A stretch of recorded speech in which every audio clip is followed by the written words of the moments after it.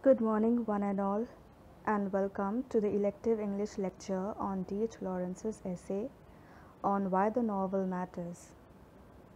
Before we begin, I would like to make a small point. Since we do not know when we might resume our normal classes in the college, we will have to continue teaching through online medium. And it is my humble request that you take every lecture seriously and please listen to the lecture completely. Do not just watch it for attendance purpose.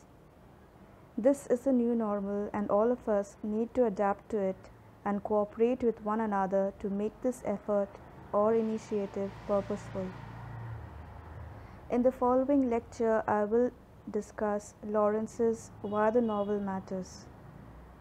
But before getting into the essay, I will tell you about the essayist and his essay in few short words. So let us begin. David Herbert Lawrence was born on 11 September 1885 and died on 2nd March 1930. He was an English writer and a poet. Lawrence's writings explores issues such as sexuality, emotional health, vitality, spontaneity, and instinct. Lawrence's writings reflect a revolt against Puritanism. Puritanism was a group of Protestants which arose in the 16th century, demanding strict religious disciplines. So, Lawrence's writings always was a revolt against such practices, for example, Puritanism, mediocrity, and the dehumanization effects of an industrial era upon the society. D.H. Lawrence's critical essay, Why the Novel Matters, was published in the collection titled Phoenix in the year 1936. So it was published only after Lawrence's death. 6 years after his death, his critical essay, Why the Novel Matters, was published in the collection titled Phoenix. In this essay, Lawrence talks about the importance of the novel and tries to establish the superiority of the novelist above other professions. Why the Novel Matters by D.H. Lawrence is a critical essay. It is a criticism on why a novel is more important than science, philosophy, or religious teachings. D.H. Lawrence critically points out the importance of novel and tries to establish the superiority of a novelist above other professions. In order to explain the importance of the novel and the novelist, Lawrence uses analogy or comparison of one thing to another to illustrate or to show the importance of life and the living man. The essay Why the Novel Matters is D.H. Lawrence's statement about his belief in the novel as a means of instructing human being to live life to the fullest.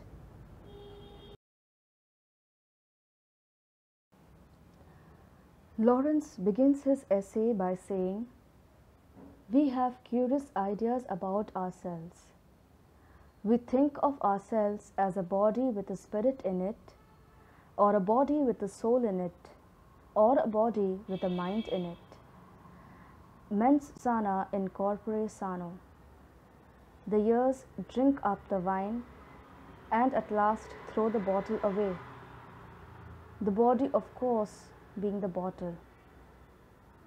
In the opening lines of his essay, Lawrence gives a popular opinion of people regarding themselves.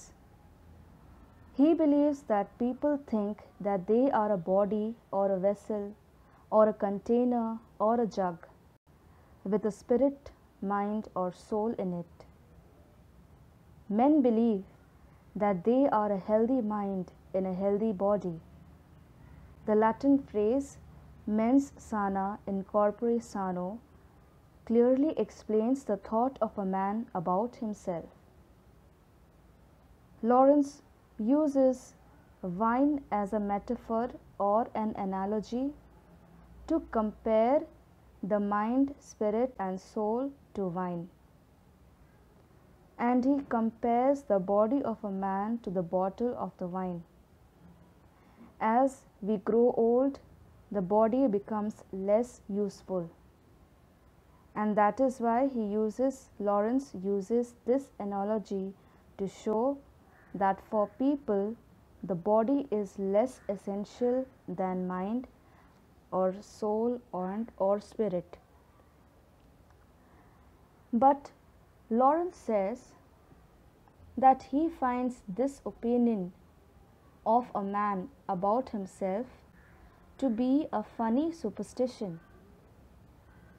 Lawrence does not consider his hands to be inferior to the mind, and he questions the readers if there is any difference between his hand and his brain or his mind. The mind which thinks needs the assistance of the hands to write down his thoughts. Hence, Lawrence says that his body is equally alive as is his mind. Lawrence says that whatever in a man is alive constitutes the man alive, and therefore he says, "Me alive ends at my fingertips."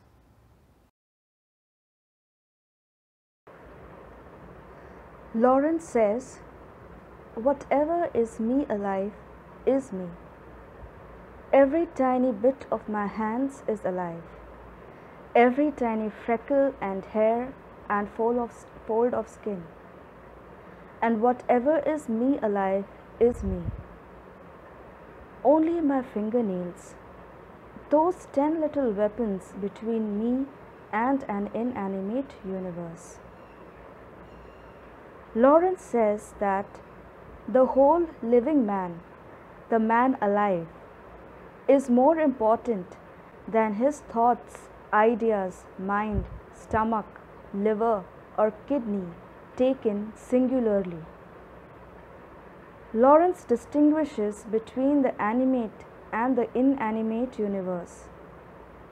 He finds all those things which are part of him are alive or animate. For example, his hands, mind, hair, every fold of skin. Whatever is him, that is, every part of him, every part of his body, which is alive, is he. And that which are not alive or inanimate, that is, fingernails, is the only thing between the animate and the inanimate universe. He says that me alive ends at my fingertips. His fingernails, which is inanimate, acts as a boundary between the animate and the inanimate objects. He does not find it justifiable to compare the human body to a bottle or a jug or to a vessel of clay, because for Lawrence, nothing is important but life. He says that the skin when cut bleeds, and when a hand touches the fire, it burns. Hence, everything that has life and feeling is animate and alive. Moving forward, Lawrence says in his essay, if you're a novelist, you know that paradise is in the palm of your hand and in the end of your nose, because both are alive and man alive. which is more than you can say for certain of paradise. Paradise is afterlife, and I for one am not keen on anything that is afterlife. In this paragraph, Lawrence talks about the superiority of novels to philosophy, science, and sermon. Lawrence believes that a novelist realizes the truth about the importance of living and man alive more clearly than anybody else. He also accepts the existence of paradise in the present and temporal life rather than after death. A priest or a parson speaks about souls in heaven and the afterlife and paradise, whereas a novelist knows that heaven is in the palm of his hand and at the tip of his nose, which are alive. The novelist is not concerned about life after death. He is wholly concerned and only concerned about life at present and with the man alive. For a novelist, paradise is at every part of his body, and he knows the truth that the life of a man ends at his fingertips.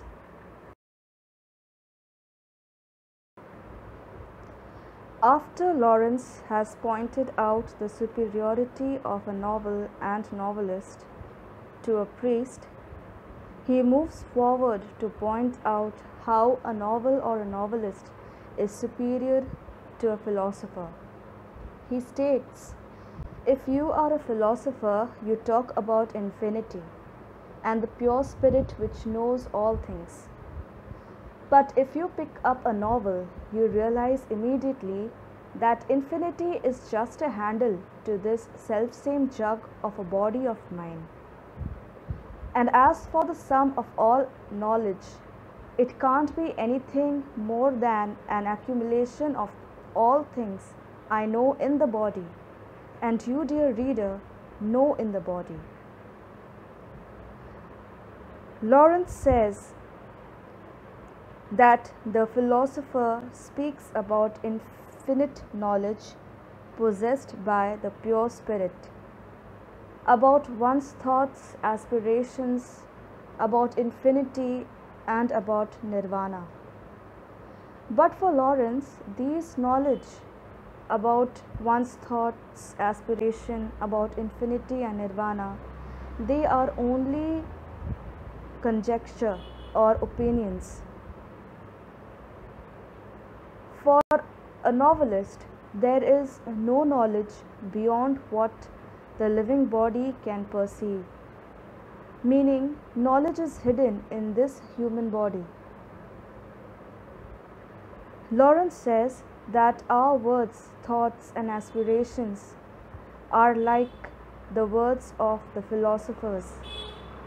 They are tremulations in the ether, and is dead unless it reaches another man alive, who receives it, and those thoughts, words, and aspirations changes his life.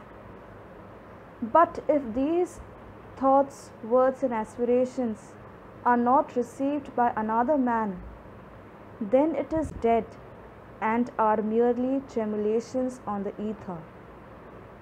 But Lawrence also says that these message or spirit which the spirit has communicated to you cannot be more important than a living body.